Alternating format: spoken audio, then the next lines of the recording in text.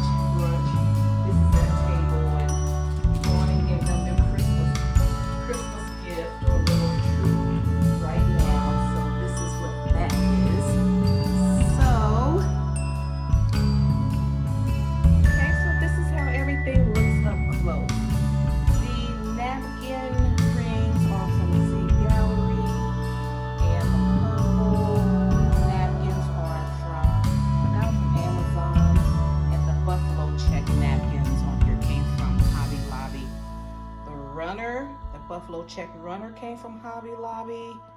And the buffalo check charger either came from Dollar Tree or Hobby Lobby. I got a set from, I think I like the ones from Dollar Tree better, but I'm not sure which set of those. And I got these black, these are really nice. I love this cutlery set here. And I got that from a store on Amazon. I'm not sure what it was. These beaded acrylic chargers came from eFavor Mart. And the luncheon plates came from Pier 1.